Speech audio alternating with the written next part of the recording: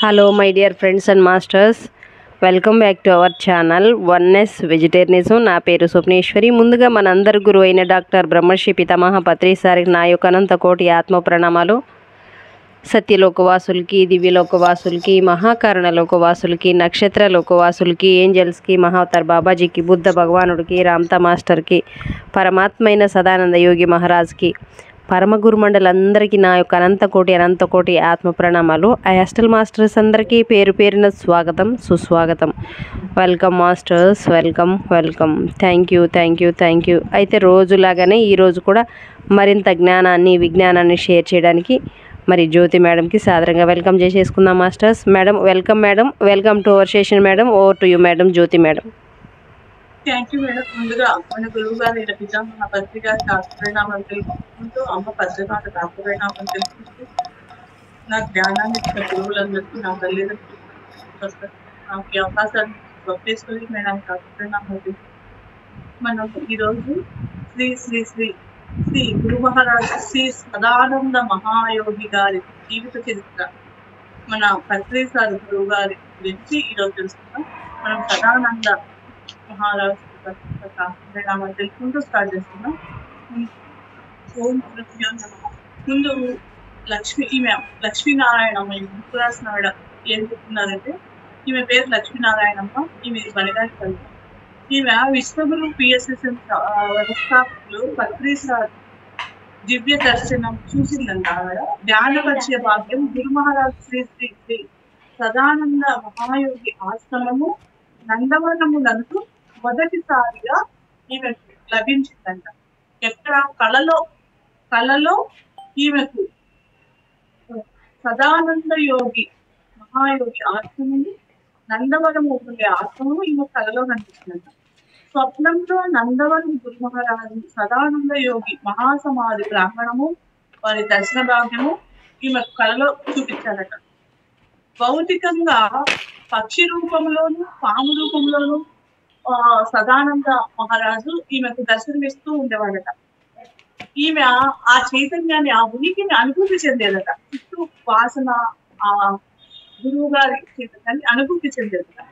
ఒకరోజు ధ్యానంలో ఈవిడ, అది 3వ తేదీ 10వ నెల 2020 సంవత్సరం, మనందరి గురువు గారైన పత్రి సారు విశ్వగురు సాక్షాత్తు పరమాత్మ, వీరే ఇంతటి గొప్పవారు అంటే ఏమనుకుందంట ఒకరోజు ధ్యానంలో, మనము గురువు గారే పత్రి సారే విశ్వగురువు, ఇంతటి గొప్పవారు కదా, ఇంతటి గొప్ప గురువు గారు అయిన ఈ గురువు గారైన సదానంద యోగి మహారాజు ఇంకా ఎంతటి గొప్పవాళ్ళో కదా, ఎంత మహానుభావులో కదా, నేను వారి గురించి తెలియజేసే ఒక పుస్తకం రాయాలి అని అనుకున్నాను వీడ అని ఈమె లోపల నుంచి వస్తుందంట. మన గురువు గారే విశ్వగురువు, ఈ గురువు గారి గురువైన సదానంద యోగి మహారాజు పుస్తకం నేను ఒకటి రాయాలి అని ఆమె అంతరంగంలో నుంచి వచ్చిందంట. రాస్తే బాగుంటుంది అని వచ్చిన తర్వాత మళ్ళీ అనుకుందంట, నేను ఎలా రాయగలను ఆయన పుస్తకం అనుకుందంట. కానీ గురువు గారు చెప్పిన మాటలు గుర్తుకొచ్చాయి, పత్రి సార్ చెప్పిన మాటలు వీడ గుర్తుకొచ్చాయి. ఏమని అంటే, ఎప్పుడైతే మనము విశ్వానికి సంబంధించిన పనులు ఏవైనా కూడా సాధ్యమే అని మళ్ళీ ఆమె లోపల అంతరంగంలో నుంచి వినిపించిందంట. సరే, ఈమె ఏమనుకుందంట, సరే గురువు గారు మీరు నాకు అందిస్తారంటే నేను రాస్తాను, నా శరీరం సిద్ధం, నేను కేవలము ఒక పనిముట్టు పాత్రంగా ఉండి అని అనుకుందంట ధ్యానంలో. అని బయటకు వచ్చి అంతా మీరే చూసుకోవాలనుకుందంట. ధ్యానంలో గురు మహారాజు శ్రీ సదానంద యోగి చెప్పారు ఏమంటే, ఈమె ధ్యానం చేస్తుంటే సదానంద యోగి మహారాజు గారు చెప్పినారంట ఏమనంటే, నువ్వు రోజుకు 5 గంటలు ధ్యానం చెయ్యి, నేను నీకు రోజుకు ఒక పేజీ చరిత్ర, నా చరిత్ర ఒక పేజీ చరిత్ర నీకు ఇస్తాను అని చెప్పాడు. ఇక పితామహ పత్రి శ్రీ సదానంద యోగి ఆశ్రమం నందవరం వరకు ఈమె అది చూసిన మళ్ళీ ఒకసారి ఈమె పత్రి సారు సదానంద యోగి ఆశ్రమము నందవరముకు ఈమె వచ్చినప్పుడు, పత్రి సారు వచ్చినప్పుడు ఈమె గురువు గారు ఈమె చెప్పిందంట, పత్రి సారు నందవరానికి వచ్చినప్పుడు ఈవిడ పత్రి సార్కు చెప్పిందంట. ఏమని అంటే, గురువు గారు నేను ఒక సంకల్పం చేసుకున్నాను, మీకు తెలుసు కదా, మీ ద్వారా వచ్చినదే నన్ను ఆశీర్వదించండి అనిందంట. సరే అని ఆయన గురువు గారు ఓకే అని చెప్పారట. అది మహిళా ధ్యాన మహాచక్రం 2020లో కర్తాల్లో పితామహ పత్రిజీ ఆదేశానుసారం వారి ఆశీర్వాదంతో రోజుకు 5 గంటల ధ్యానం చేసినట్ట. తద్వారా ఈ గొప్ప పుస్తకాన్ని రాయగలిగింది అని చెప్తున్నారు ఆవిడ. ఇంకొక ఆవిడ పూర్ణిమ, ఈమె పేరు రాజేష్, విజయవాడ. ఏం చెప్తుందంటే, గురువు గారి దర్శనము, దివ్య దర్శనము నాకు ధ్యాన పరిచయం అయిన 41వ రోజు 21/3/2028 విజయవాడ దగ్గరలో నిడమానూరు గ్రామంలో శ్రీనివాస పిరమిడ్ ప్రారంభోత్సవానికి వచ్చినప్పుడు పత్రిజీ మహారాజు దర్శన భాగ్యం కలిగింది. ఈ 40 రోజుల ధ్యానంలో ప్రతిరోజు గురువుగారు నాకు దర్శనం ఇచ్చేవారు, మాట్లాడేవారు. నాకు ధ్యాన పరిచయం చేసిన విజయవాడ పిరమిడ్ మాస్టర్లు గాంధీ గారి దంపతులతో ధ్యాన అనుభవాలు నేను చెప్పేదాన్ని. పత్రిజీని నేను భౌతికంగా దర్శించిన తర్వాత నాకు చాలా సంతోషంగా అనిపించింది. ఇంకా ఎక్కువ నేను ధ్యానం చేయడం మొదలు పెట్టాను. కొన్ని రోజుల ధ్యానంలో అమ్మ స్వర్ణమాలమ్మ గురుమాత దర్శనం లభించింది. వీరు ఎందుకు నాకు ధ్యానంలో దర్శనాలు ఇస్తున్నారు అనే సందేహం నాకు వచ్చింది. సరే, వారి గురువు గారు ఎవరు, వారిని అడిగి తెలుసుకుందామని అనుకున్నాను. మరుసటి రోజు ధ్యానంలో పత్రిజీ గురువు గారైన గురు మహారాజు శ్రీ సదానంద మహాయోగి దర్శనమిచ్చి నా దగ్గరకు రా అని సందేశం ఇచ్చారు. అప్పటి వరకు నేను సదానంద మహాయోగి గారిని చూడనే లేదు. మొదటిసారి ధ్యానంలో చూసి గూగుల్లో పత్రి గురువు గారు ఎవరు అని వెతుకుతున్నాను. కనిపించిన వారు సదానంద మహాయోగి అని నిర్ణయించుకున్నాను. కనిపించిన వారు సదానంద మహారాజుని నేను నిర్ణయించుకున్నాను. వెంటనే నందవనం చిరునామా తెలుసుకుని వెళ్ళాను. అప్పుడు గురువు గారు నడిపించారు. అక్కడ లక్ష్మీ ప్రభాకర్ రెడ్డి గారి దంపతులు ఒక పిరమిడ్ మాస్టర్ ద్వారా కలుసుకున్నాను. అక్కడ నందవరం సమాధి ప్రాంగణంలో ధ్యానంలో నాకు ఈ గురు మహారాజు సదానంద యోగి గారి వారు నాకు ఎందుకు కనిపిస్తున్నారు, పత్రిజీ ఎవరు, స్వర్ణమాల పత్రిజీ ఎవరు అని నేను అడిగాను అక్కడ. అప్పుడు సదానంద యోగి మహారాజు ఏం చెప్పారంటే, పత్రిజ రాముడు, అమ్మ పత్రిమాత సీత లాంటి వారు సాక్షాత్తు వారు మానవ రూపంలో ఉన్న భగవత్స్వరూపుని సందేశం ఇచ్చారు సదానంద యోగి. అప్పటి నుంచి వారిపై గట్టి నమ్మకం ఏర్పడింది నాకు. ఆ రోజు నుంచి మా కుటుంబానికి తల్లి, తండ్రి, గురువు, దైవం అన్నీ వారే. నందవరం వెళ్ళినప్పుడు 12/11/2020 లక్ష్మీ ప్రభాకర్ రెడ్డి గారి దంపతులు శ్రీ సదానంద మహాయోగి గురించి చరిత్ర రాయమన్నారు. గురువులు అని చెప్పాను. కొన్ని నెలలు ధ్యానానుభవాలు పంచుకునేవాళ్ళు. ఒక రోజు అనుకోకుండా ఫోన్ లో సజ్జన సాంకేతంలో భాగంగా సదానంద స్వామి గురించి చర్చిస్తూ ఉండగా సాక్షాత్తు సదానంద స్వామి కనిపించి వారు మాట్లాడడం మొదలు పెట్టారు. ఆ తర్వాత నేను ధ్యానం చేస్తుండగా శ్రీ సదానంద స్వామి కనిపించి, దానికి లక్ష్మీ మేడం ప్రశ్నలు ఎలా అడగాలో చెప్తాను, మీ ద్వారా నేను సమాధానం ఇస్తానని సదానంద మాస్టర్ చెప్పారు. మీరిద్దరూ కలిసి సదానంద యోగి మాస్టర్ జీవిత చరిత్ర పూర్తి చేయండి అని చెప్పారు. మరుసటి రోజు మా గురుదంపతుల దగ్గర కూడా అనుమతి తీసుకొని ప్రశ్నలకు సమాధానం అందుకొని లక్ష్మీ మేడంకు అందించాను. సమాధానాలు ఇచ్చేటప్పుడు ప్రతిరోజు శ్రీ సదానంద స్వామి మహాసమాధి ప్రాంగణం నందవరంలో గురుదంపతుల సమక్షంలో సదానంద స్వామి హాస్టల్గా అందించేవారు. ఈ చరిత్ర పూర్తయిన తర్వాత పిఎస్ సిస్టమ్స్ మదర్ పిరమిడ్ అయిన కర్నూలు బుద్ధా పిరమిడ్ ప్రాంగణంలో భౌతికంగా చరిత్ర రాసిన పుస్తకాన్ని అందజేయమని పితామహ పత్రిజీ హాస్టల్గా నాకు సందేశం ఇచ్చింది. అరబిక్ సూక్తులు అందించేటప్పుడు సదానంద మాస్టర్ అరబిక్ సూక్తులు అందించేటప్పుడు నేను అర్థం చేసుకోలేకపోతే సాక్షాత్తు సదానంద యోగి మహారాజు ఆయనే కనిపించి వారి చేతిపై రాసి చూపించేవారు. అవి నాకు మరువలేని సంఘటనలు. ప్రతిరోజు సదానంద యోగి మహారాజు 10-20 ప్రశ్నలు అందించేవారు. దాదాపు 300 ప్రశ్నలు 18 రోజులు, అంటే 17/4/2021 నుంచి 4:5:21 వరకు అందించారు. గురు మహారాజు సదానంద స్వామి వారు అందించిన ఈ జ్ఞానామృతాన్ని వరుస క్రమంలో గురువుల సాంగత్యంలో నేను రాయడం జరిగింది. గురువు గారి గత జన్మలు, ప్రస్తుత జన్మ యొక్క జ్ఞానమే ఈ పుస్తకం. చివరిగా నందవరం ఆశ్రమంలో గురువుల ఆశీర్వచనంతో తుది వెలుగులు దిద్దాము. ధ్యానం చేసుకుంటూ పుస్తకాన్ని పూర్తి చేశాము.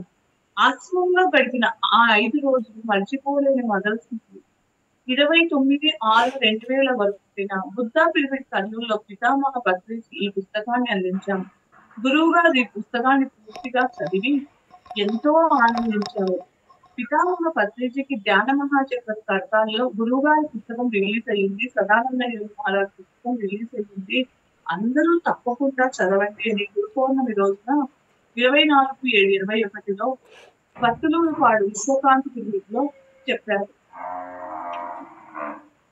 అందరికి కృతజ్ఞతాపదం. మహా అద్భుతమైన జ్ఞానామృతాన్ని శ్రీ గురు మహారాజు సదానంద మహాయోగి జీవిత చరిత్ర అందించిన పరమ గురువులు శ్రీ సదానంద మహాయోగికి, పితామహ సుభాష్ పత్రిజీకి, పత్రి అమ్మకు, ఎందరో మాస్టర్ మాస్టర్స్కి శతకోటి కృతజ్ఞతాభివందనాలు, హృదయపూర్వక ఆత్మ ప్రణామాలు. సదానంద స్వామి వారికి గత జన్మలోను ఈ జన్మలో శిష్యులైన శ్రీ ద్వారకానాథ్ గారికి ప్రత్యేక కృతజ్ఞతలు. ఆయనకు శ్రీ సదానంద స్వామి వారితో ఉన్న అద్భుతమైన అనుభవాలను పొందుపరచడానికి అనుమతించారు. తీసుకెళ్ళడానికి ఆశ్రమంలోని పోషకాలు ఎంతో సహాయం చేశారు, మార్గదర్శనం చేశారు. వారికి మరొకసారి ఆత్మపూర్వకంగా నమస్కారాలు, కృతజ్ఞతలు. గురువులు పిరమిడ్ మాస్టర్ బ్రహ్మ విద్యార్థుల కోమలత మేడం గారికి ప్రత్యేక ధన్యవాదాలు. సేతు రామాచార్య గారికి అని చెప్తున్నారు. ఇక్కడ పరమ గురు సదానంద మహాయోగి నుంచి ఏం చెప్తారు? బ్రహ్మశ్రీ పితామహ పత్రిజీ పిఎస్ఎస్ఎం వ్యవస్థాపకులు ధ్యానాన్ని ప్రపంచవ్యాప్తం చేయడానికి ఎంతో కృషి చేస్తున్నారు. పిఎస్ఎస్ఎం మానవ సమాజ పునర్నిర్మాణానికి, భూమిపై సకల ప్రాణకోటికి స్వేచ్ఛ సంతోషాలతో జీవించడానికి అనువైన పరిస్థితులు కల్పించడం కోసం ఆవిర్భవించిన సంస్థ అంటే సకల మానవాళికి స్వేచ్ఛ స్వాతంత్రాలు కల్పించడం కోసం ఆవిర్భవించింది అని చెప్తుంది. ఇక్కడ భూమి ఉన్నతి మనిషి మనిషి తెలుసుకోవడానికి మార్గము తనలోకి తాను ప్రయాణించడమే. మరి అంటే మనిషి తాను తెలుసుకోవాలంటే మనిషి తనలోకి తాను ప్రయాణించడమే. అది శ్వాస వల్లనే సాధ్యమని పిఎస్ఎస్ఎం ఉద్దేశం. ఇంతటి మహత్కార్యాన్ని చేపట్టాలంటే ఎంతటి మహత్తర శక్తి జ్ఞానాలు కల్పించాలి. ధ్యానం గురించి మనందరికీ తెలియజేసిన గురుగారైన మా పత్రిజీయే అంతటి శక్తి జ్ఞానము కలబోతైతే ఆ మహోన్నతుల్ని గురువు గారి పితామహ పత్రికలని ఆ మహోన్నతుల్ని తీర్చిదిద్ది ప్రపంచానికి అందించిన పరమ యోగి బ్రహ్మజ్ఞాని సదానంద యోగి మహాగురు సామర్థ్యం ఇంకెంత గొప్పదో అని చెప్తారు కదా. మహాజ్ఞాని శ్రీ సదానంద యోగి మహారాజు సౌదీ ఆయన జీవితం గురించి ఇప్పుడు చెప్తున్నారు. సదానంద యోగి ఇక్కడ నుంచి స్టార్ట్ అయ్యారు. ఆయన సదానంద యోగి మహారాజు సౌదీ అరేబియాలో జన్మించారు. ఆయన వారి తల్లిదండ్రుల అనుమతితో ఒక యోగి గురువు గారి సదానంద యోగి గారు తీసుకొని తల్లిదండ్రులు అనుమతించుకుని సదానంద యోగి గారిని తీసుకొని వెళ్ళి హిమాలయాలకు తీసుకుని వెళ్ళి సదానంద అని పిలుస్తూ నువ్వు బ్రహ్మజ్ఞాని కావాలి అని ఆ యోగి చెప్పాడు. సదానంద యోగి మహారాజు వాళ్ళ తల్లిదండ్రుల అనుమతితో ఆ చిన్న పిల్లవాడిని తీసుకొని నువ్వు బ్రహ్మజ్ఞానివి కావాలి అని చెప్పాడట. హిమాలయాలకు తీసుకొని సదానందాన్ని పిలుస్తూ. ఎందుకు అంటే, ఎందుకు బ్రహ్మజ్ఞానం కావాలంటే అమాయక ప్రజలను నువ్వు రక్షించాలి అని చెప్పేవారట ఆ యోగి. నువ్వు అమాయక ప్రజలను రక్షించాలి, నువ్వు బ్రహ్మజ్ఞానం కావాలని చెప్పేవారట.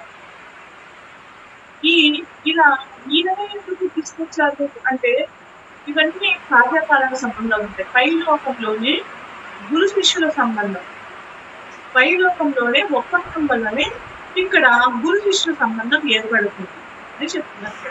శిష్యుడు ఎక్కడ ఉన్నా కూడా గురువు గుర్తించి తనపై ఆకర్షిస్తారు, లాక్కుంటారు. ఎక్కడ ఏ ఊళ్ళో ఎక్కడ ఉన్నా గురువు తన శిష్యుని ఆకర్షించి లాక్కుంటారు. మనము కూడా ప్రతిసారి వైపు అలాగే ఆకర్షించబడతాం. హిమాలయాలలో అనేక మంది పరమ పురుషులు, ఎంతో మంది పరమ పురుషులు అంటే యోగానంద పరమహంస, ఆంజనేయ స్వామి, మహావతారు, ఇలా ఎంతో మంది మహాపురుషులు భౌతిక శరీరంతోనూ సూక్ష్మ శరీరాలతోనూ ఉంటారు. మానవానికి ఔన్నత్యాన్ని చేస్తూ ఉంటారు. వారితో అనేక సంవత్సరాల సామర్థ్యం తర్వాత సదానంద యోగి భారతదేశం అంటే హిమాలయ యోగులతో అనేక సంవత్సరాల సాంగత్యం చేసిన తర్వాత సదానంద యోగి గురువు గారు భారతదేశం అంతా తిరిగి ఆధ్యాత్మికంగా వ్యాప్తి చేస్తూ, ఆధ్యాత్మికత ఈ శ్వాస మీద ధ్యాస అభివృద్ధి చేస్తూ చివరికి కర్నూలు చేశాడు. చేరి శిష్యుని కోసం ఎదురు చూశాడు. 1921లో పత్రి సదానంద యోగిని 1921వ సంవత్సరంలో పత్రి గారు సదానంద యోగిని కలిశారు. ఆయన 2 సంవత్సరాల పాటు సదానంద యోగి మాస్టరు 2 సంవత్సరాల పాటు పత్రి సార్కి ఆధ్యాత్మిక శిక్షణ ఇచ్చి 1983లో శరీరాన్ని వదిలిపెట్టారు సదానంద యోగి మాస్టర్. పిఎస్ఎస్ మూవ్మెంట్ పత్రిక స్థాపించిన దాని పునాది వెన్నెముక శ్రీ సదానంద యోగి. భూమి మీద ఇంతట మహత్తర మార్గాన్ని అందజేసిన పత్రికను తీర్చిదిద్దిన ఆ పరమ గురువు సదానంద యోగి మహారాజు గురించి తెలుసుకోవడం ఎంతో భాగ్యం. ఈ భాగ్యం మనకు కలుగజేసిన ఆ పరమ గురువుకి కృతజ్ఞతా ప్రమాణాలు చెప్తూ బ్రహ్మజ్ఞాని శ్రీ సదానంద బ్రహ్మజ్ఞాని శ్రీ సదానంద సద్గురు మహారాజుకి, బ్రహ్మజ్ఞాని శ్రీ సదానంద యోగి వాళ్ళు అందించిన తెలుగు సూక్తులు ఏంటివంటే, సదానంద యోగి మహారాజు కొన్ని సూక్తులు చెప్పారు. అవి ఏంటంటే ఇక్కడ మనకు చెప్తున్నారు పాయింట్. ఫస్ట్ పాయింట్ ఏంటంటే, ఆధ్యాత్మికత అనేది కత్తి మీద సాము లాంటిది. ఈ ఆధ్యాత్మిక ప్రయాణము కత్తి మీద సాము లాంటిది. తెలుసుకున్న వారికి తెలుసుకున్నంత, తెలియని వారికి తెలియనంత.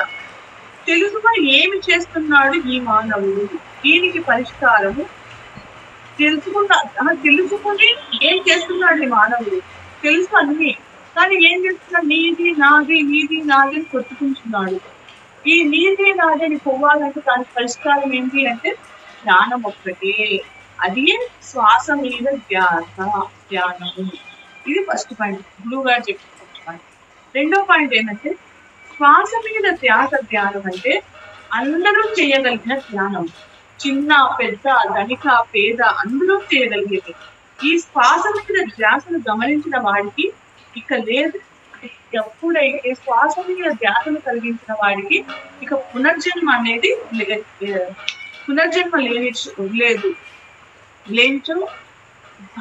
శ్వాస మీద ధ్యాసను గమనించని వాడికి ఎత్తాలి ఎన్నో జన్మలు అని చెప్తున్నాడు ఇక్కడ గురుగారు. ఎత్తాలి అనేక జన్మలు పడాలి, మళ్ళా ఈ పునరుద్ధి స్థితి బాధలన్నీ పడాలి. అంటే ఎవరైతే శ్వాస మీద ధ్యాస పెట్టరో గమనించరో వాళ్లకు మరీ జన్మలు ఎత్తాలి, మళ్ళా ఇది బాధలు పడాలి. ఈ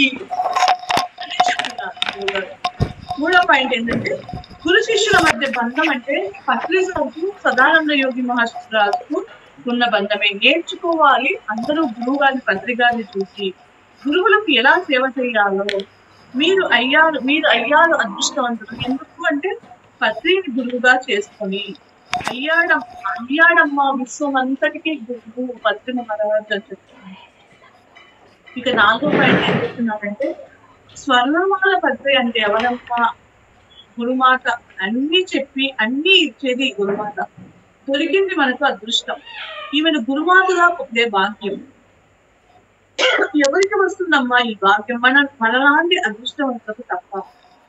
తెచ్చాడమ్మా. 5వ పాయింట్ ఏంటంటే తెచ్చాడమ్మా శ్వాస మీద ధ్యాస. ధ్యానము మన బ్రహ్మజ్ఞాని సదానంద యోగి అంటారు. అవుతుందమ్మా ప్రపంచం మన పరిస్థితిలో. సంతోషం పెడుతున్నాడమ్మా తన గురువు సదానంద యోగిని. ఉండాలమ్మా గురువుకు ఇలాంటి శిష్యుడు. 6వ పాయింట్ మురిసిపోతున్నాడమ్మా మన బ్రహ్మజ్ఞాని సదానంద యోగి ప్రియ శిష్యుడు పత్రిజీతో. చేస్తున్నారమ్మా ధ్యానం శ్వాస మీద ధ్యాసతో. మన ధ్యానులు పత్రిజీ సంకల్పం కోసం కష్టపడుతున్నారమ్మా. మన పిరమిడ్ మాస్టర్లు ధ్యాన శాఖాహారాల ప్రపంచం కోసం ప్రచారం కోసం ఎంతో కష్టపడుతున్నారు. కట్టిస్తున్నారమ్మా పిరమిడ్స్ ప్రజల బాగు కోసం. వస్తుందమ్మా ఆనందం మీరందరినీ చూసి దంపతులు బ్రహ్మజ్ఞాని సదానంద యోగికి బ్రహ్మజ్ఞానికి సదానంద మహాయోగి అందించిన ఇవన్నీ అరబిక్. ఇంకా సదానంద యోగి మాస్టరు ఇంకా ఎన్నో అరబిక్ సూత్రాలను అందిస్తారు. దాంట్లో కొన్ని ఇక్కడ 1వ అరబిక్ సూత్రం ఏంటంటే మహానా త్యానే ఉపానా చెల్లకి క్యాపు. అంటే అర్థం ఏంటి అంటే శరీరము శిథిలమైనప్పటికీ ఆత్మ చెడిపోదు అనేది ఇక్కడ అర్థం. రహానే మాకు క్యాకు ఉంది బి నావా అంటే అర్థం ఏంటంటే మనసు ఉన్నప్పటికీ ఆత్మతో చెయ్యాలి ప్రయాణం. మనసు ఉన్న ఆత్మతో ప్రయాణం చేయాలి. ఉపానా ప్యారి ఇంకో సాకి రాత అంటే అర్థం బుద్ధి ఉన్న చోట. మనకి ఎప్పుడైతే బుద్ధి ఉంటే అన్ని ఉన్నట్లే అని చెప్తున్నాడు. మకానా ఇంకో సౌత్కి రాకి అంటే అర్థం నేను కాదు ఇక్కడ నేను కాదు అంతా ఇక్కడ అంతా ఆత్మనే అని చెప్తున్నాడు. రకానా ఇంకో ప్యారీకే సాత్వా అంటే మనం ధ్యానము మన కోసం చేసుకోవాలి. సాతునే బాగా పత్రిసే క్యాకు అంటే మన పత్రి చెప్పింది ఎవరి కోసం వారు ధ్యానం చేసుకోమని. మకానా క్యాకు ఇంకో రకి బి అంటే మన ఆరోగ్యం కోసం చేసుకోవాలి ధ్యానము. మకానా రకీఫ్ దుండు బి త్యానే బి అంటే మన కర్మలను తొలగించుకోవడానికి ధ్యానం చేయాలి. బ్రహ్మజ్ఞాని శ్రీ సదానంద మహాయోగి సందేశం ఏంటంటే ఓం అనే అక్షరము గంధంతో వ్రాసి చరిత్రను వ్రాయడం మొదలు పెట్టమన్నారు. గంధం అంటే వీరికి చాలా ఇష్టం. పితామహ బ్రహ్మశ్రీ సుభాష్పత్రికి నందవరం ఆశ్రమం సందర్శించారు, ఆశీర్వదించారు. ఈ దివ్య చరిత్రను వ్రాయడానికి ఆయన అనుమతి ఇచ్చారు. శ్రీ సదానంద మహాయోగి జీవితం అందుకు ఆయన పితామహ పత్రిజీ గురువు గారు నందవరం ఆశ్రమం చూసి ఆశీర్వదించి సదానంద యోగి మహారాజు దివ్య చరిత్ర రాసడానికి అనుమతించారట. ఇక్కడ మనకు చెప్తున్నారు శ్రీ సదానంద మహాయోగి జీవితము ఎక్కడంటే జననము సౌదీ అరేబియాలో దేశం. మాట్లాడే భాషలు అరబిక్ భాష, తెలుగు, ఉర్దూ మాట్లాడతారు. తల్లి పేరు కాళీషా వలి, అక్కలు మస్తాన్ వలి, చాందువలి. తండ్రి పెట్టిన పేరు వలీ బాబా. పెళ్లి చేసుకోలేదు. గురువు గారు సూఫీ మాస్టరు. చదువు ఆత్మవిద్య, ఆత్మజ్ఞానం. అంటే జన్మల జీవిత కాలము దాదాపు అన్ని జన్మల జీవిత కాలము 2000 సంవత్సరాలు.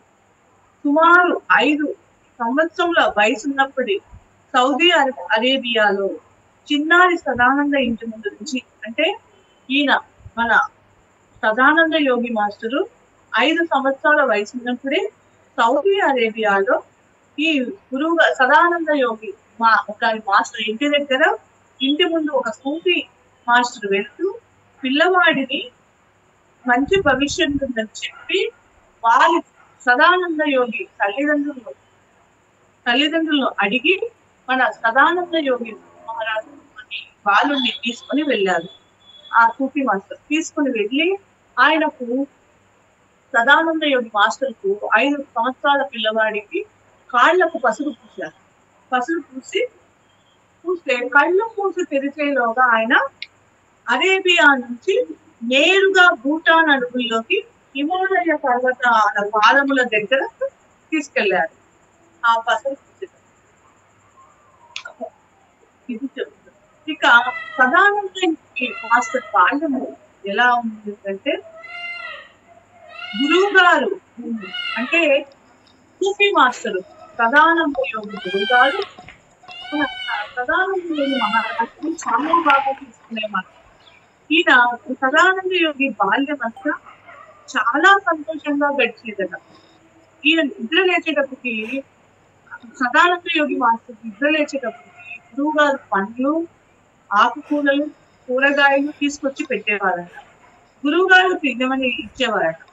తల్లి తండ్రిని మర్చిపోయేంత ప్రేమగా సూఫీ మాస్టర్ చూస్తున్నారట సదానంద యోగి. చాలా తక్కువగా వండుకొని తినేవారట.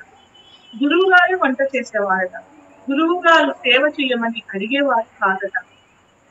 ఈయననే మన సదానంద యోగి మహారాజా పాదాలు మొత్తి సేవ చేసేవారట. ఎక్కువ సమయం సేవ చేయించుకునేవారు కాదట. ఈ గురువు గారు సూఫీ మాస్టర్ మన సదానంద యోగి మాస్టర్ శ్వాస మీద ధ్యానం నేర్పించారట. శక్తిని ఇచ్చారట. మన సదానంద యోగి మహారాజ్ 17 సంవత్సరాల వయసు వచ్చినప్పుడు ఆయన సూఫీ మాస్టర్ కు సేవ చేశారు. 15 సంవత్సరాల వయసులో సూఫీ మాస్టర్ శరీరాన్ని వదిలేశారట. సదానంద, ఇక నా పని అయిపోయిందయ్యా, ఒక సమాధి తయారు చేయబోయి అన్నారట. ఆ సూఫీ మాస్టర్ గారు శరీరం వదిలిపెట్టిస్తున్నారని కానీ మన సదానంద యోగి మహారాజ్ చాలా బాధపడ్డారట. అప్పుడు సూఫీ మాస్టరు సదానంద యోగి గారికి ఏం చెప్పారంటే, బ్రహ్మజ్ఞాని ఎప్పుడు బాధపడకూడదు, ఏడవకూడదు, లక్షల మందికి దారి చూపే స్థితిలో బ్రహ్మజ్ఞాని ఉండాలి అని చెప్పి వేల లక్షల మంది జీవితాలను బాగు చేయాలి అని చెప్పాడట సూఫీ మాస్టర్ సదానంద యోగి మహారాజు. అబ్బాయి సదానంద, నువ్వు బ్రహ్మజ్ఞానివి కావాలి. అమాయక ప్రజలు అనేక మంది దొంగ గురువులు మోసం చేస్తున్నారు. నువ్వు వెళ్ళి ఆ అమాయక ప్రజలను రక్షించాలి, దొంగ గురువుల బారి నుంచి వాళ్ళని బయటికి లాగాలి అని చెప్పారట. మా గురువుగారు నీ గురువుగారు అని పిలిచేవారు. సదానంద యోగి మహారాజు గురువు గారిని గురువు గారు అని పిలిచేవారు. పేరు తెలియదు. అప్పుడు అన్ని సంవత్సరాలు సేవ చేసిన 17 సంవత్సరాలు సదానంద యోగి మహారాజు సూఫీ మాస్టర్ సేవ చేసిన గురువు పేరు కూడా అడగలేదట. తెలియదు. వారు చెప్తే తెలుసుకోవడమే, లేదంటే అడగకూడదు. అంటే గురుభక్తి అనేది అలా ఉండేదట ఆ రోజుల్లో. గురువు గారు 1817 ఏప్రిల్ 6 మధ్యాహ్నం 12 గంటలకు తుదిశ్వాసలు తెచ్చి, గురువు గారు తుదిశ్వాస తెచ్చిన తర్వాత అక్కడే ఒక కుంటలు తవ్వి ఈ సదానంద యోగి మహారాజు అక్కడ ఆ కార్యక్రమాలకి పూర్తి చేశారట. మా గురువు గారు నన్ను అబ్బాయి సదానంద అనేవారట. నాకు సదానంద యోగి అని మా గురువు గారు ఆ సూఫీ మాస్టరే సదానంద యోగి అని నామకరణం చేశారట. గురువు పైలోకాల్లో ఒప్పందం అంటే కొంత పూర్వజన్మ సుకృతము, ఇక భూమి మీద జన్మ తీసుకుని వచ్చినప్పుడే ఒప్పందం చేసుకుని వచ్చాము. అందుకే ఎక్కడ సౌదీ అరేబియాలో ఉన్న నన్ను 5 సంవత్సరాల వయసు పిల్లవాడిగా తీసుకొచ్చారు సూఫీ మాస్టర్. శిష్యుడి అంటే ఇక్కడ అంటే 5 సంవత్సరాలు ఉన్న మన సదానంద యోగి సూఫీ మాస్టరు ఎక్కడ సౌదీ అరేబియాలో ఉన్న సదానంద యోగి మహారాజ్ని ఏమి మాట్లాడాలి, ఏమి మాట్లాడకూడదు, ఎలా ఉండాలి, ఎలా జీవించాలి మొదలైనవి చాలా గురువు గారి దగ్గర మన సదానంద యోగి మాస్టర్ నేర్చుకున్నాం. మా గురువు గారు ఎప్పుడు కూడా ఎటువంటి శక్తిని పెట్టలేదట. హిమాలయాల ప్రయాణము సాలేదు.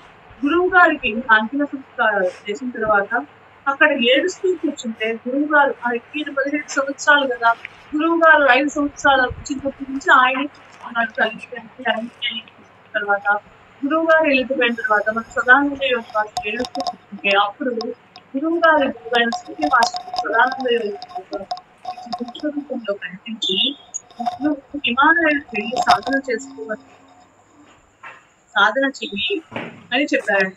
హిమాలయంలో ఒక బుక్క తీసుకొని ఈయన వయస్సు సుమారు 80 సంవత్సరాలు వచ్చే వరకు కఠోర సాధన చేసినట్టు మన సదానంద యోగి మహారాజు హిమాలయాల్లో ఒక గుడ్డ తీసుకొని 80 సంవత్సరాలు వచ్చే వరకు కఠోర సాధన చేశాడు.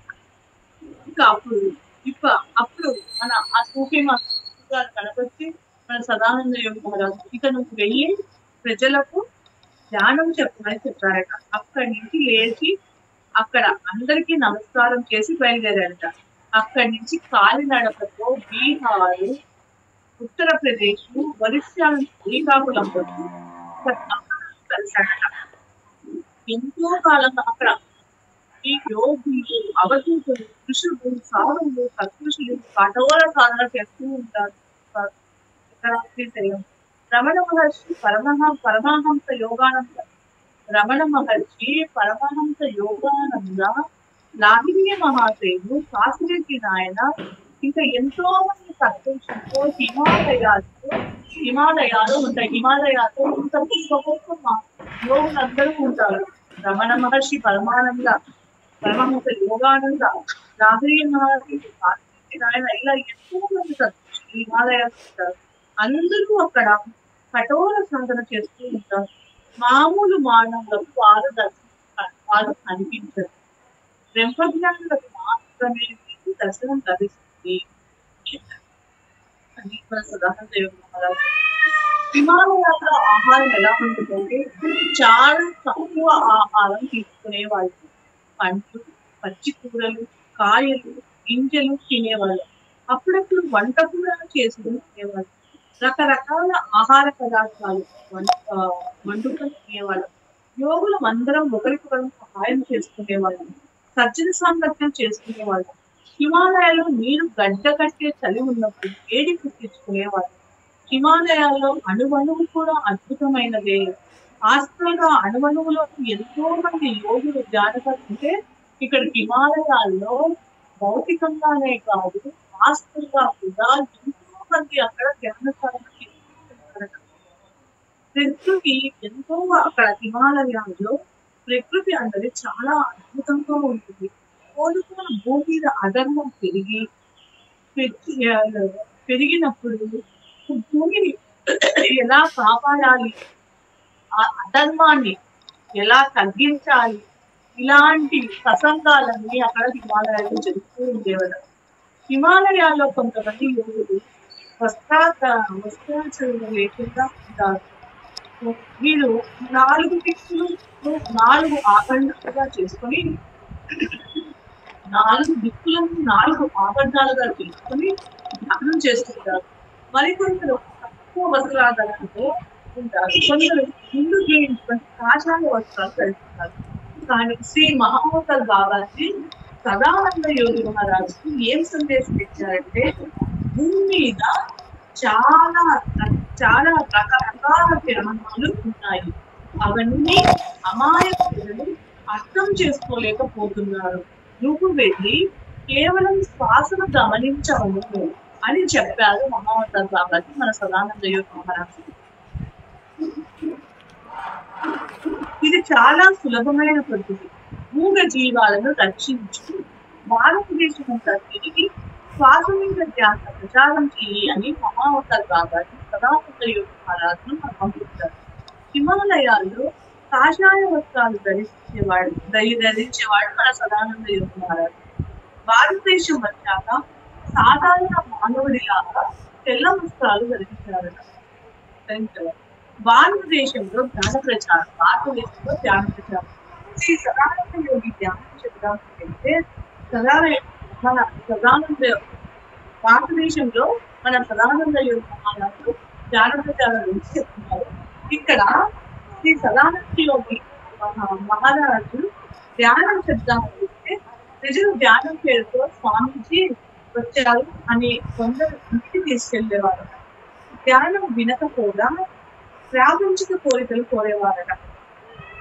ఏమనంటే నా కొడుకు సంతానంగా కావాలి, నా కూతురు పెళ్లి, నా కొడుకు ఉద్యోగులు, డబ్బు సంపాదన, ఇలాంటివి ఇలాంటివి అందరూ గురువుగారిని తీసుకుపోయి ధ్యాన ప్రచారం చేద్దామని మన గురువుగారు బయలుదేరితే అందరూ గురువుగారిని ఇంటికి తీసుకుపోయి ధ్యానం వినకపోగా ప్రాపంచికమైన కోరికలు, నాకు కొడుకు పెళ్లి, కూతురు పెళ్లి, కొడుకు ఉద్యోగం, ఇట్లా డబ్బు సంపాదన ఇలాంటివి కోరేవారట. అప్పుడు మన సదానంద యోగ మహారాజు కనిపిస్తుందట, ఇలా ఉంటుందా ప్రపంచం అని ఆశ్చర్యం వేసింది.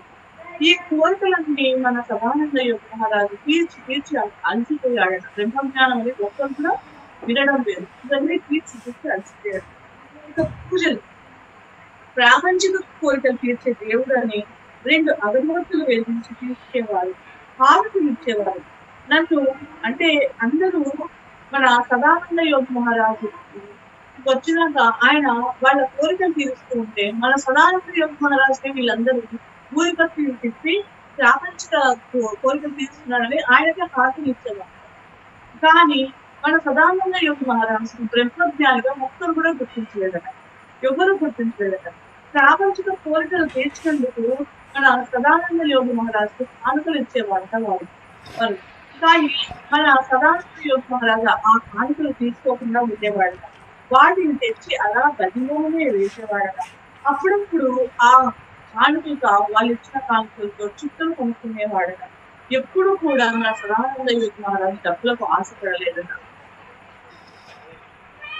ఇక చివరిగా కర్నూలుకి వచ్చిన కారణం ఏంటంటే భారతదేశం అంతా తిరిగి మన సదానంద మహారాజు అలసిపోయి చివరికి దేశంలో ఎక్కడ ప్రజల్లో ధ్యానం గురించి అక్కడ ఆ టైంలో దేశంలో ఎక్కడ కూడా ధ్యానము గురించి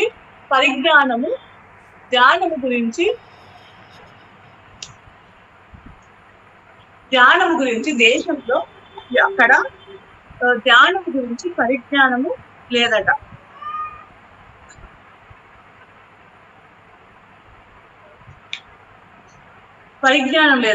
కర్నూలు జిల్లాలో ప్రజల్లో ధ్యానం అంటే అప్పట్లో కర్నూలు జిల్లాలోనే ధ్యానం అంటే కాస్తో కోస్తో తెలిసిన వారు ఉండేవారట. గనగానపల్లె కర్నూలు జిల్లాలో శ్రీ పోతులూరు వీరబ్రహ్మేంద్ర స్వామి కాలజ్ఞానం రాశారు, ధ్యానం చేశారు. ఎంతో మంది అవధూతులు తిరిగిన ప్రాంతం అది కర్నూలు. కర్నూలు జిల్లా వారికి ధ్యానం చెప్తే సులభంగా త్వరగా అర్థం చేసుకుంటారని మన సదానంద యోగ మహారాజు కర్నూలుకి వచ్చారట. కర్నూలు వచ్చే ముందు రేగడగూడు వెళ్ళి వచ్చారట. రేగడగూడూరులో 90 సంవత్సరాల వయసున్న లింగయ్య అనే శిష్యుడు ఉండేవాడట. కర్నూలు జిల్లాలో రామిరెడ్డి అవధూతులు వెంకటరెడ్డి, సుబ్బారెడ్డి మొదలైన వారిని కలిశారట. పత్రి నా ప్రియమైన శిష్యుడు, అతను ఇప్పుడు ఏ ప్రదేశాల్లో తిరుగుతున్నాడో గతంలో నేను ఆ ప్రదేశాలన్నీ నేను తిరిగినవి. కోరికలు తీరిస్తే అయినా ధ్యానం చేసుకుంటారని ఆశ.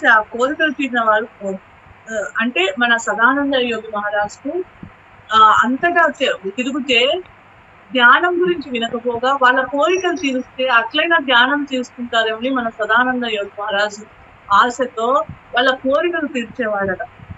తీరిస్తే ఆ కోరికలు పోయిన తర్వాత ఇంకా కొత్త కోరికలు కోరుకునేవారట.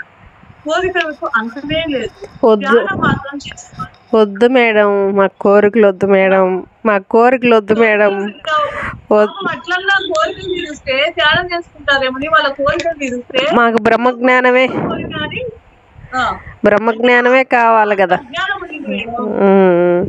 ఇప్పుడు ప్రజల్లో జ్ఞానం అంటే అంత జ్ఞానం ఉంది, ఇప్పటికీ ఉంది కదా, అన్ని తెలిసినా కూడా ఇప్పటికీ ఉంది కదా. అప్పుడేంది, ఇప్పుడు కూడా ఉంది కదా.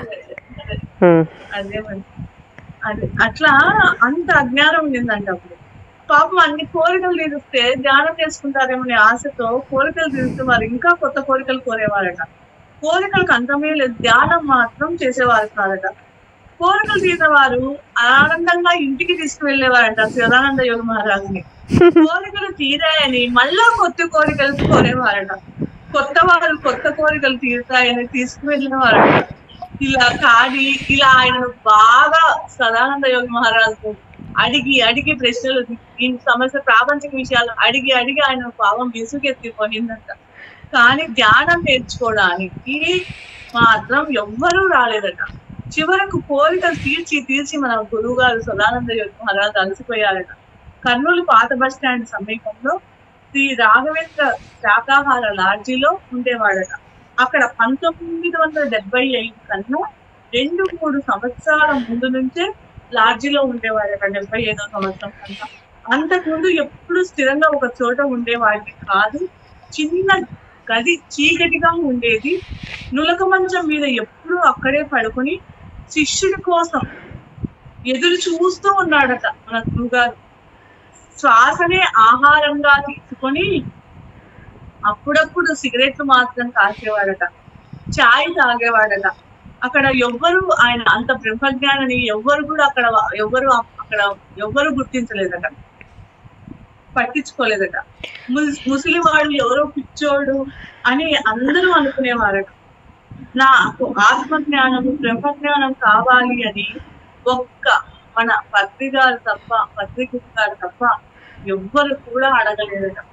లాడ్జీలో ఉండగా ఒక రోజు 1981 జనవరిలో మన పత్రి గురువు గారు 3 మిత్రులతో కలిసి మన సదానంద యోగి మహారాజు దగ్గరికి వచ్చాడట.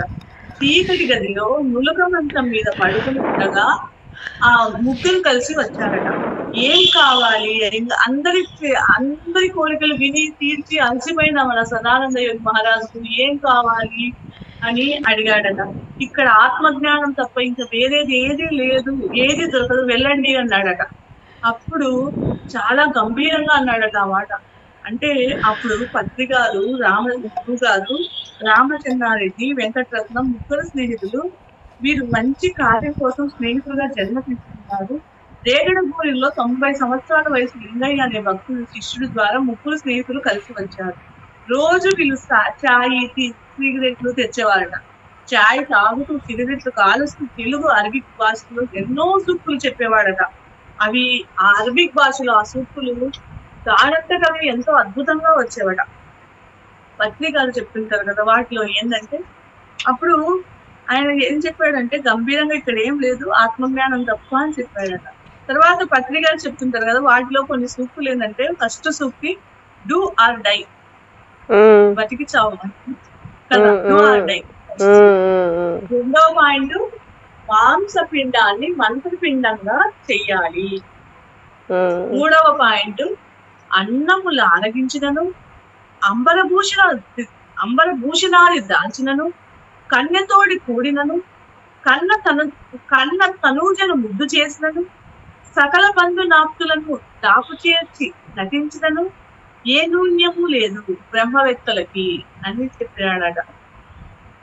అర్థమైందా మేడం? అర్థమవుతుంది మేడం. ఎందుకు లేరు మనకు ఆయన్ని మనం చూసే భాగ్యం ఎందుకు లేదా అని. ఇప్పుడు కూర్చోండి, ధ్యానంలో కనిపిస్తాడు, నాకు నిన్న కనిపిస్తాడు సార్. సదానంద యోగి మహారాజు మీరు పంపించిన తర్వాత ఎందుకో కళ్ళు మూసుకుంటే ఒకటే కనిపిస్తున్నాడు. గురు పౌర్ణమి ఉంది కదా అని, దానికోసం ఇంకా కళ్ళు మూసుకొని కూర్చోండి, అద్భుతంగా కనిపిస్తుంది. స్వర్ణమాల పత్రి గారు శ్రీ సదానంద మహాయోగి. అప్పుడప్పుడు స్వర్ణమాల పత్రి మేడం క్యారెట్ ఇచ్చి మన గురువు గారికి సదానంద యోగి మహాస్పతి ఇచ్చేదట. ఆవిడ లోపల భావన ఎట్లుందంటే, పత్రి మేడం భావన, ఈ ముసలాయనకు రోజు ఏం పెట్టాలి భోజనము, రోజు ఎవరు చేస్తారు ఈయనకు అనుకునేవారట పత్రి మేడం. కానీ స్వర్ణమాల పత్రి కానీ మన సదానంద యోగి మహారాజ్ మాత్రం పత్రి మేడం మీద చాలా ప్రేమ ఉండేదంట. అంతే కదా మేడం, నా బిడ్డ జన్మలో ఒకనొక జన్మలో సదానంద యోగి మహారాజ్ కూతురంట. అదే అదే అదే అదే ఇప్పుడు నా నోట్లో అదే వస్తుంది. ఎన్ని చేసినా నా బిడ్డతో ద్వారా ఎంతో సేవ జరుగుతుంది కదా. ఇవి ఇప్పుడు భూమండలం మీద ఆమె ఒక రకంగా చెప్పాలంటే ఒప్పుకుంటేనే కదా ఇంత జరిగింది, లేకపోతే ఎట్ట జరుగుతుంది? అంతే కదా. అందుకని కూతురుగా ఉండింది. అందుకే నా కూతురు నాకు భోజనం తెస్తుంది అని ప్రేమగా తినేవాడంట. అదే అదే అదే తనకు ప్రేమ అనేది మనసులో ఉండేదంట. వస్తావులేమ్మా నీవు కూడా తొందరగా ధ్యానంలోకి అని చెప్పేవాడంట. ఆవిడ అనేదంట నేనెందుకు వస్తాను, నాకేం పని ఈయనతో అనుకునేదంట. అదే అదే 1970 సంవత్సరంలోనే పత్రిజీ కర్నూలుకు వచ్చారు. 1981 జనవరి వరకు తన కొడుకుని కర్నూలులోనే ఉండి కలవలేకపోయారు. 70లో వచ్చినా కూడా 10 సంవత్సరాల వరకు గురువుని కలవలేకపోయినాడంట పత్రిసార్. అంటే అక్కడ మనకు ఏమర్థం చేసుకోవాలంటే, శిష్యుడు సిద్ధంగా లేనప్పుడు గురువు ఖచ్చితంగా ఎదురు చూడవలసిందే, ఎదురు చూడక తప్పదు. దేనికైనా ఒక సమయం రావాలి. అప్పటిదాకా గురువులు ఎదురు చూస్తూ ఉంటారు. గురువు పక్కనే ఉన్నా కూడా కలుసుకోలేము. గురువు పక్కనే మనం సిద్ధంగా లేనప్పుడు అంతవరకు గురువులు ఎదురు చూస్తూ ఉంటారు. ఎప్పుడు వస్తాడు ఎప్పుడు వస్తాడు. మనము సిద్ధమైనప్పుడు వారు గురువు పక్కనన్నా కలుసుకోలేము అని చెప్తున్నాడు ఇక్కడ. పత్రిజీకి ఇచ్చిన బోధన, గురువు గారికి ఇచ్చిన బోధన లేదంటే, శ్రీ సదానంద మహాయోగి ఎన్నో కథలు సూక్తులు చెప్పేవారట గురువు గారికి పత్రిసార్. దాంట్లో ఒక సూక్తి మనకు ఎప్పుడు చెప్తుంటాడు పత్రిసార్, ఏంటంటే లేనిది కోరరాదు, ఉన్నది కాదనరాదు. ఏది అది ఎప్పుడు చెప్తుంటాడు సార్. నాకు నా గురువు ఇదే చెప్పినాడు అయ్యా. లేనిది కోరరాదు, ఉన్నది కాదనరాదు, వస్తుంటే వద్దనరాదు, వస్తుందని సంబరపడిపోరాదు, పోతుంటే అయ్యో పోతుంది అని పోదనరాదు, కోరి సాధించరాదు. ఏది కోరి సాధించరాదు, కోరక వచ్చింది కాదనరాదు. ఏదైనా నువ్వు కోరలేదు వచ్చింది కానీ కాదనరాదు. నేను ఇదే పాటిస్తున్నా అని ఎన్నోసార్లు సార్ చెప్పినాడు. నా గురువు నాకు ఇదే చెప్పినాడు, నేను ఇదే పాటిస్తున్నా. లేనిది ఏది కోరను, ఉన్నది నా దగ్గర ఉన్నది కాదనను. వస్తుంటే వస్తుంది, అబ్బా వచ్చిందని సంబరపడను. పోతుంటే అయ్యో పోతుందని బాధపడను. కోరి నాకు సాధించదు. నేను కోరలేదు వచ్చింది కాదను. ఈ పాయింట్ నేను ఎప్పుడు నా గురువు నాకు ఇదే చెప్పినాడు, నేను ఇప్పటి వరకు ఇదే ఫాలో అవుతుందని చెప్పినాడు. ఇది చూడండి నందవరంలో సదానంద యోగి మహారాజ్ ఆశ్రమం.